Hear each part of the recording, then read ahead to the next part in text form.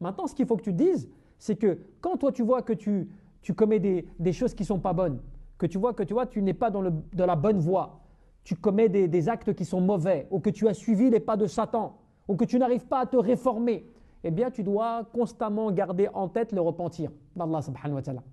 Parce que tu sais qu'Allah Jalla fi'ula, il te pardonne tes péchés, tes méfaits, tant que toi tu reviens vers lui.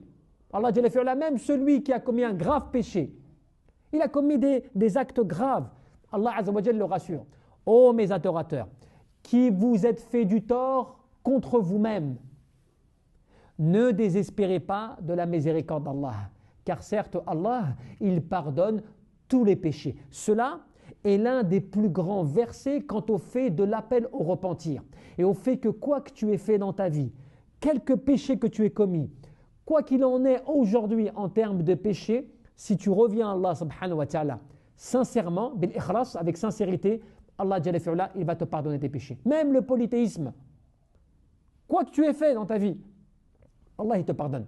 Pourquoi? Parce qu'il te dit, dans un sens bien, il pardonne l'ensemble des péchés. Donc il y a il y a une globalité, il y a un ensemble qui a été employé dans ce terme pour dire que c'est l'ensemble des péchés sans aucune distinction.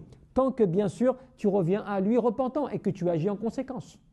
Comme quand Allah Jalla fi'ula te dit, certes, en dehors de celui qui se sera repenti, qui aura eu la foi et qui fera des bonnes œuvres, Allah va lui changer ses mauvaises œuvres par des bonnes.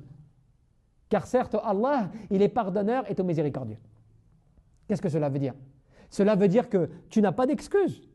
L'être humain n'a pas d'excuse à revenir vers Allah et se repentir, quoi que tu aies fait. Cela, c'est la porte de la miséricorde. Cela, c'est la porte du pardon qui reste constamment ouverte tant que toi tu vis et que tu es dans ce bas monde. Tant que toi tu respires et que Allah Jalla fi'ula ne t'a pas mis dans les affres de la mort, eh bien tu peux espérer que Allah Azza wa Jalla il te pardonne tes péchés.